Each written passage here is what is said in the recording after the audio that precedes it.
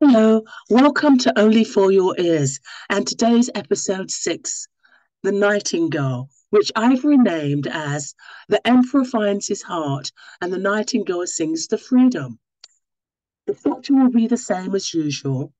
There will be a summary highlighting the most important points, then a critical review talking about how it plays in society today, and the trigger points. But first, just let me apologize for the delay in programming. I was sick for a couple of weeks and I had a problem with my speech. So things are back to normal now. And thank you. Let's begin. The emperor finds his heart and the nightingale sings to freedom. Once upon a time, there lived an emperor in a magnificent palace in China. It was built of porcelain, so the servants had to maintain it well. The palace was surrounded by a garden with flowers and at the end of the garden was a green forest that had all the trappings of the beauty of nature and reached out to the sea. In the forest, a nightingale lived, and she looked strange but had a beautiful voice. She was noticed by all the fishermen who enjoyed her voice every day. The emperor was visited by other people who admired the palace, the garden, the forest, the lakes, and the little nightingale with the most beautiful voice. I digress. So the emperor lived with all this opulence around him, and nobody, not one person, stopped to visit him. It sounds as though he had no friends and just a group of servants to bark orders at. When the emperor had read the book about the nightingale's voice, he told his servant that he wants to hear it sing himself. He ordered him to bring the bird immediately. He, he didn't know why. He'd never heard of this bird, which books had written about so often. The servant told him that he didn't know where to find the nightingale. He wandered the palace and the garden and asked the other servants to help him. During his search, he talked to a servant who told him that she knows where she could find the bird, the nightingale. She took him to the forest to see the inconspicuous nightingale, and the servant heard her sing. He asked him to come and sing to the emperor. The nightingale had accepted, and she went to the palace with the servant. When she arrived at the palace, the nightingale noticed the palace's luxury, the porcelain floors, and the walls that shined and reflected the sun. He took the bird to the emperor's chambers. The servant placed the bird to sing. When she let out her voice, the emperor began to cry. I digress. The nightingale connected with the emperor's heart and the human side. He was so emotional that he asked the bird to come and live with them. The nightingale accepted without knowing what would happen later on. The other servants were amazed by her voice. The nightingale stayed at the palace and had her own little cage. Every day she had two walks during the day and at night. She wasn't completely free though. She was escorted by servants. They kept her silver bands around her legs so that she wouldn't fly away. This kind of freedom didn't suit the nightingale. I digress. I can understand why it didn't suit the nightingale. She was trapped. No one would want to be escorted everywhere with a silver ankle bracelet kept in a gilded cage with like a glorified prisoner. So, similar to the emperor, no wonder it made the nightingale feel stifled. The news about the nightingale spread across the town, and even children were named after her. The nightingale sang for the emperor every day until a rich salesman sent him a golden nightingale decorated with diamonds and rubies and sapphires. The golden nightingale sang like a real bird and never got tired. When the emperor saw his advantages, he decided he didn't need his first nightingale anymore. The little bird was sad because of his decision, but was looking forward to coming back to her forest. I digress again. The bird was sad because she realized the emperor didn't have the wisdom to tell the difference between a robot and a nightingale. He made his decision based on an entitlement. It made him happy and free, which is a big comfort for him. He will be able to sing again and make other animals happy. A year passed by, and the emperor got bored with the same song sung by the golden nightingale. It was a mechanical bird. He's just realizing it. It was a mechanical bird, so it was unable to change her tune. After a few days, the golden nightingale got broken. Soon, the emperor got ill, and he wanted to hear his nightingale. His nightingale. Talk about possession. His nightingale. Sing again. He looked to the window and saw the little bird. He heard her singing, and he got better by the day. The emperor apologized to the little nightingale and told her he should have never let her go because she was so much better than the golden nightingale.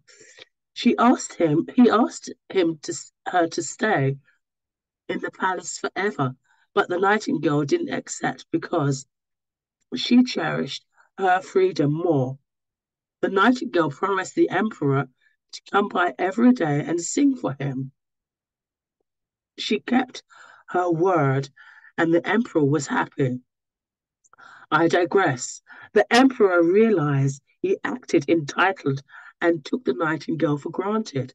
The nightingale didn't want to become like a glorified servant who would be deprived of her freedom. This is why she graciously declined the emperor's offer to live in the palace. This way, the nightingale honored the emperor's wish, and the emperor would appreciate the nightingale every time she sang. What a beautiful story, a great ending.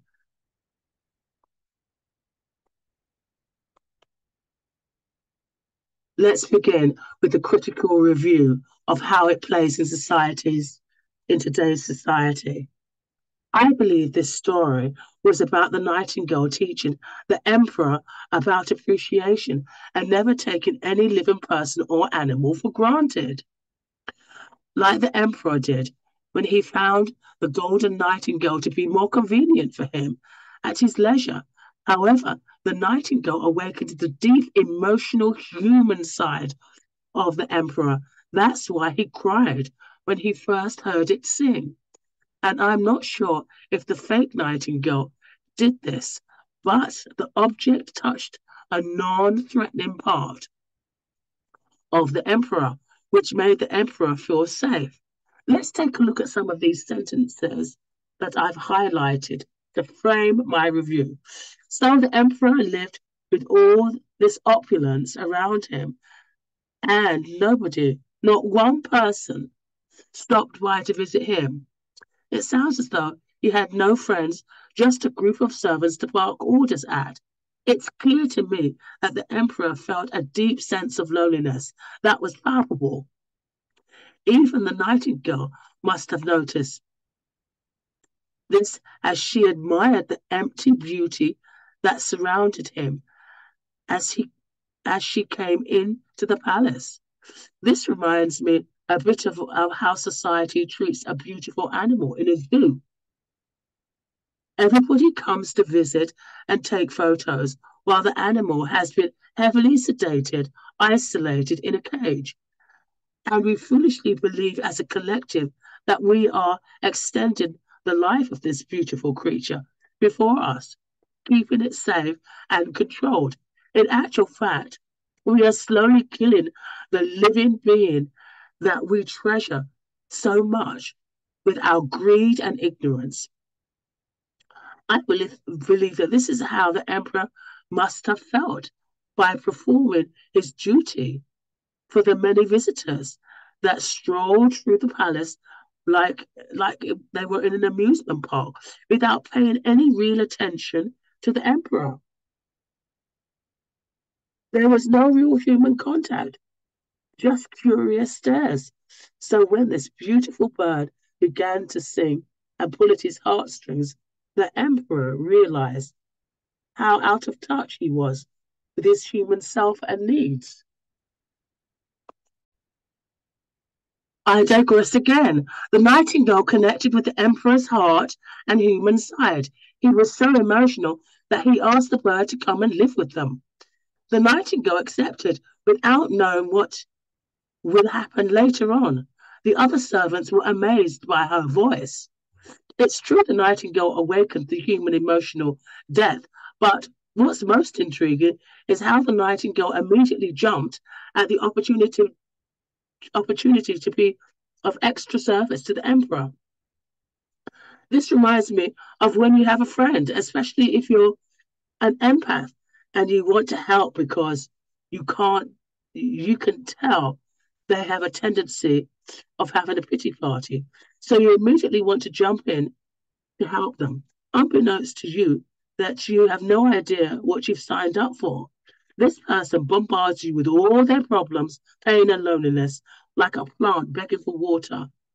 You give them the support they so desperately need, and when they get their feet on the ground, they disappear without any real memory of what passed. And if you're in need, that friend that you helped is missing in action.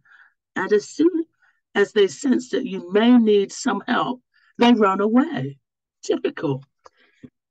Here's another sentence. I digress again. No one would want to be escorted everywhere like a silver ankle with a silver ankle bracelet and kept in a gilded cage like a glorified prisoner. It was similar to the emperor. No wonder it made the nightingale feel stifled. This reminds me of Sally Hemings and Thomas Jefferson's situation.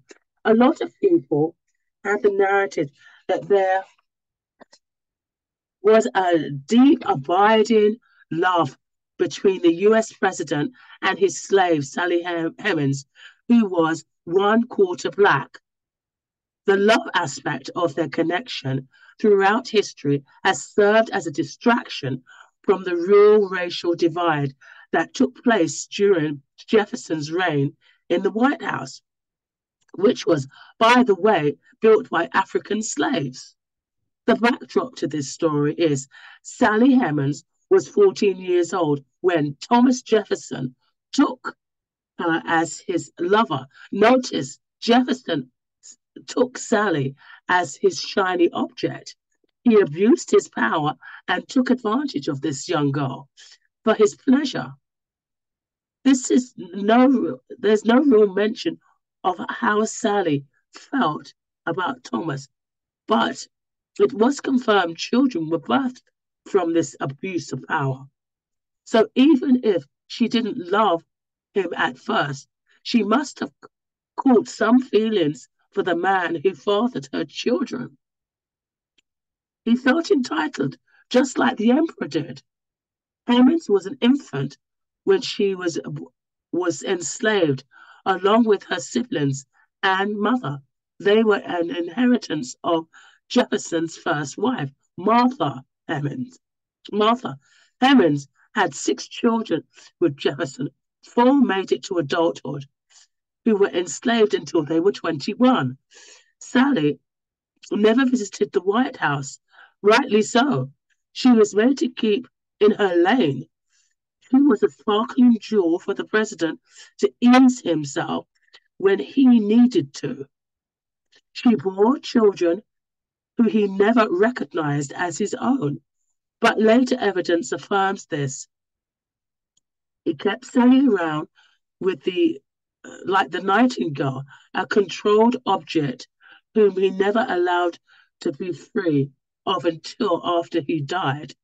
However, the surviving children that that that the coupling were granted their freedom at the age of 21. But Sally metaphorically had an ankle bracelet around her, just like the owned property, just like the Nightingale had become.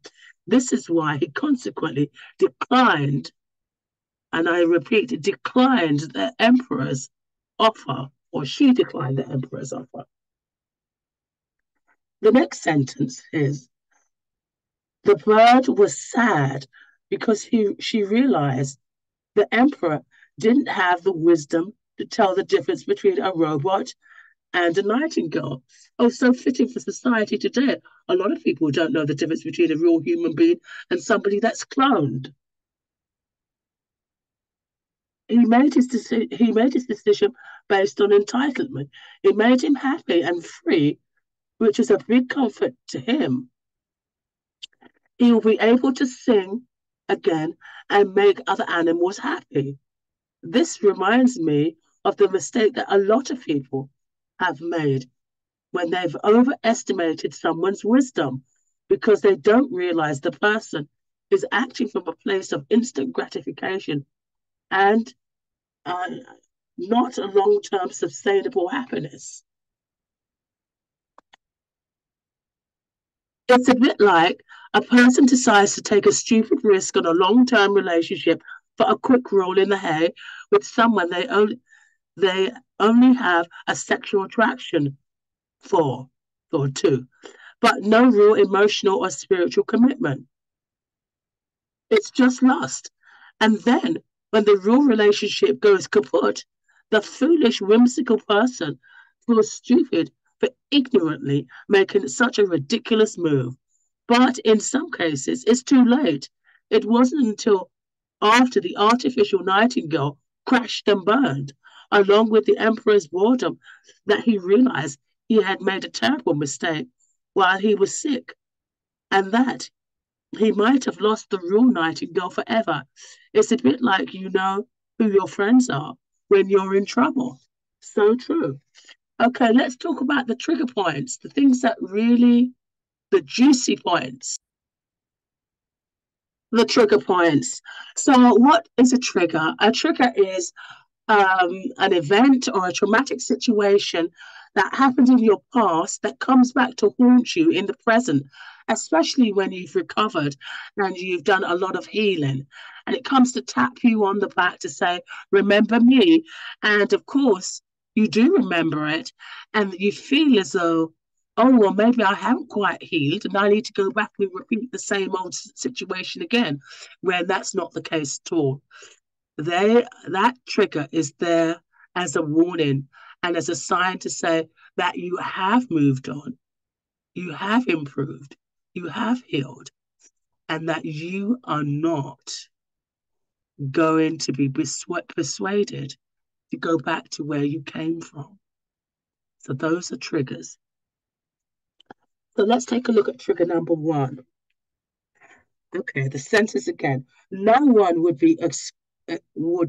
like to be escorted everywhere with a silver ankle bracelet kept in a gilded cage like a glorified prisoner.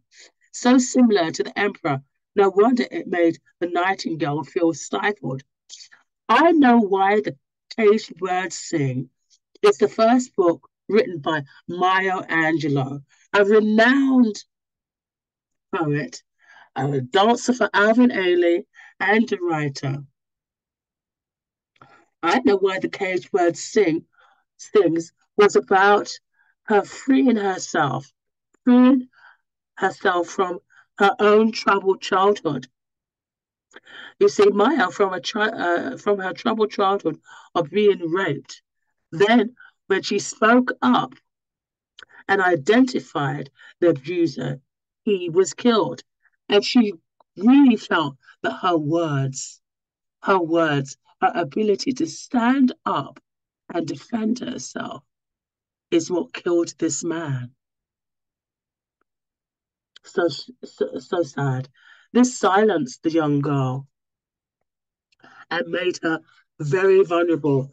Her grandmother had a lot of say and help in her nurturing. Maya, she became a hermit while being raised by her grandmother after the sexual abuse. She believed her words caused this man's death and somehow felt that she did something bad for defending herself by speaking up. This is always the case. The book opens the metaphorical prison she was isolated in for so long and helped her discover the type of empowered life that she never felt she deserved. I can really relate to her trauma because as a woman of color, I was raised to believe that my pain was invisible and not important. This has spilled over into my life on many levels, like a burst dam. If I was in an emotional pain from narcissistic abuse, I would push it down and to the side and sometimes chastise myself for being too sensitive. If I was sick, I wouldn't pay attention because I was again taught not only by my mother, but by society that my well being wasn't really important. When I was sexually assaulted, my sister shrugged her shoulders and said, I basically asked for it. This type of neglect, as in quite a lot of cases of concern, I have also questioned whether self taught neglect was meant to attract the support that I felt I needed from other people. But I later realized it was my unconscious inner child begging me to take care of myself, irrespective of what others felt. The freedom that it has created in my life and Maya's was absolute self-empowerment.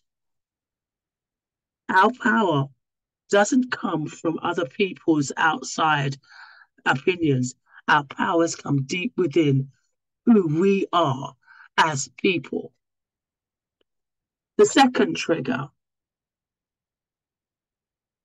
The bird was sad because he realized the emperor didn't have the wisdom to tell the difference between a robot and a nightingale.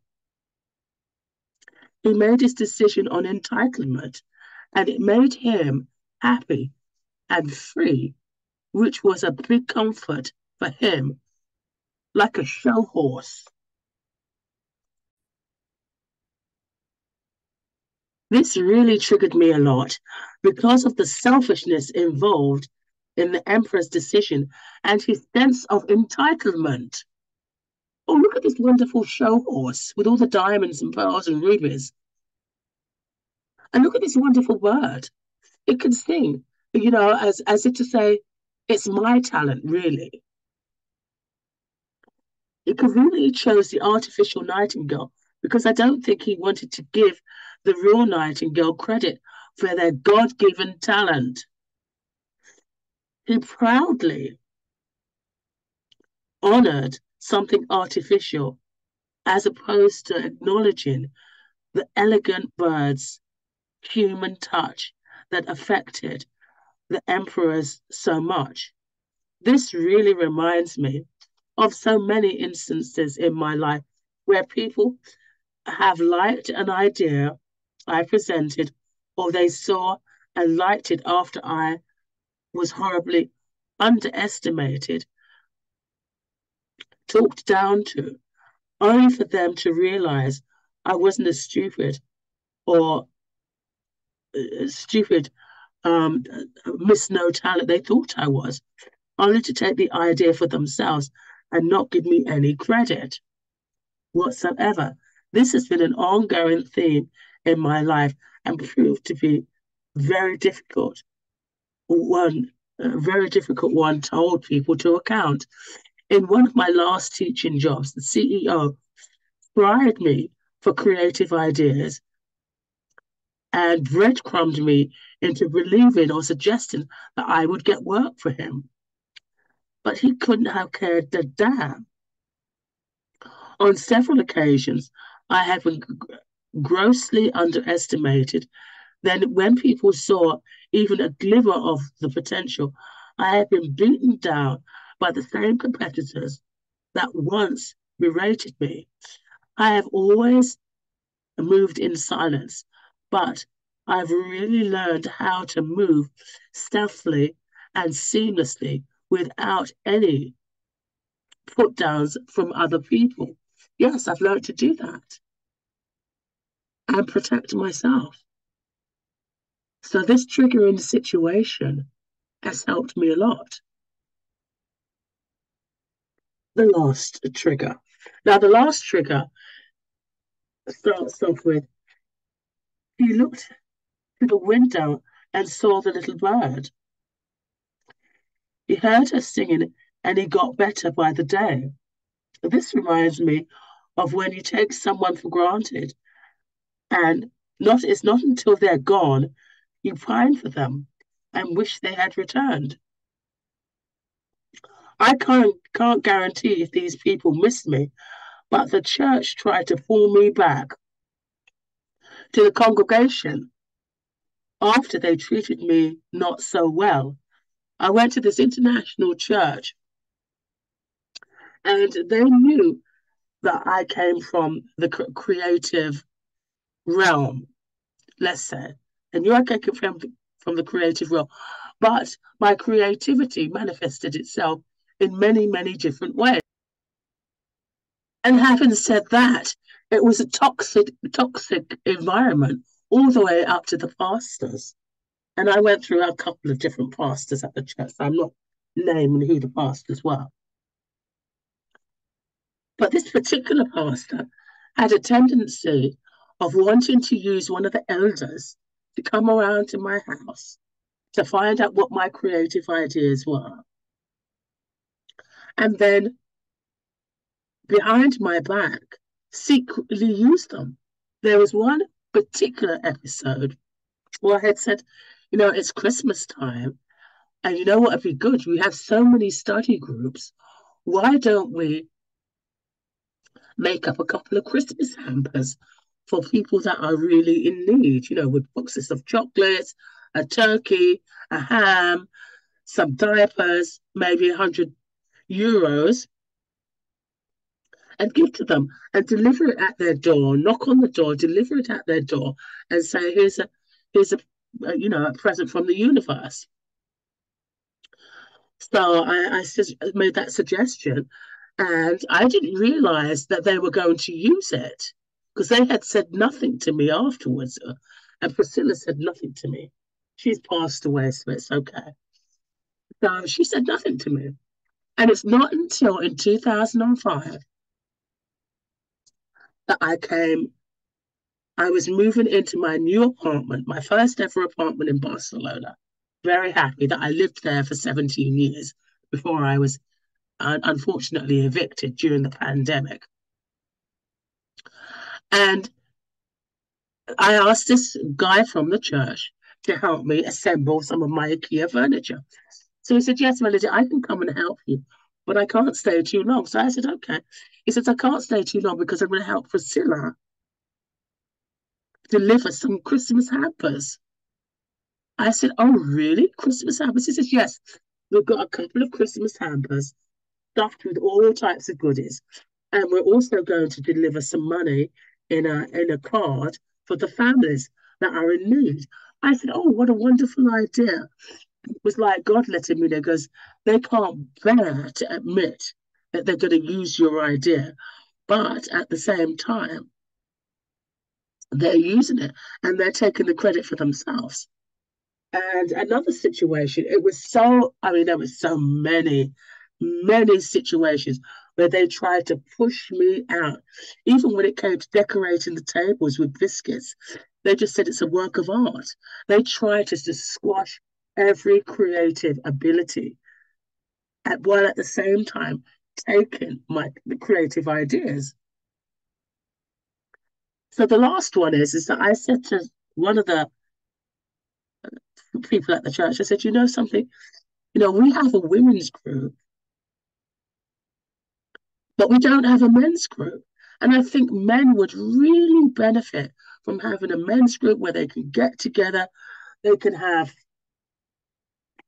go on a retreat, they can talk, they can do man things, and they can talk about their own stuff. I said, please don't tell them that I said anything. You could just make out that it's your idea if you want to. I don't mind. You can make out it's your idea because they've been doing it all along. So why should I care? Well, a couple of weeks later, the pastor came up to me and he said, we don't want any of your ideas. Thank you very much. And I said, okay, well, thank you. I got the message. And I think a couple of weeks later, into 2009, I had left. I decided to leave the church. And what was really interesting is that about 2 or 3 months later, I received an email with the pastor recommending that I go to another church where I could use my creative abilities.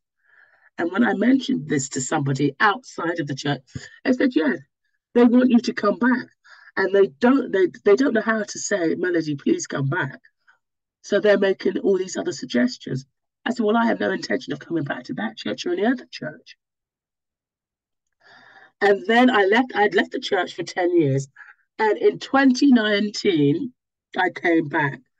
And 2 weeks later, in 2020, surprise, surprise, one of the guys from the church, the main leaders, this was a new pastor now, one of the main leaders got up on stage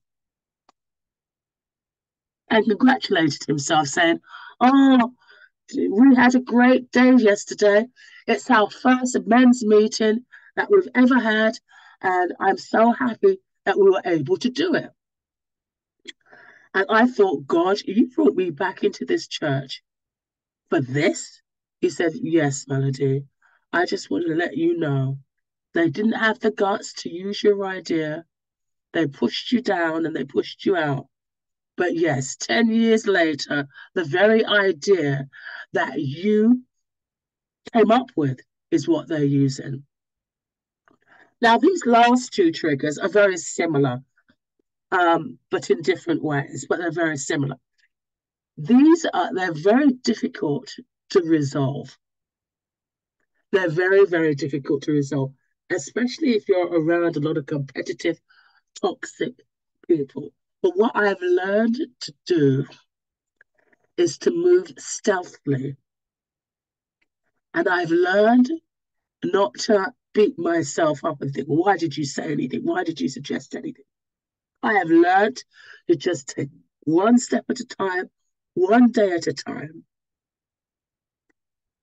And, be careful who I speak to. It's not easy, but just be careful who I speak to. Anyway, this is the end of this particular episode. The Emperor Finds His Heart and the Nightingale Sings to Freedom. I hope you enjoyed it, and I'll leave you with a typical phrase. Healing is a lifelong gift we give ourselves, mind, body, and soul. Healing is a gift we give ourselves, mind, body, and soul. Take care, God bless, and hope to see you again. Bye-bye.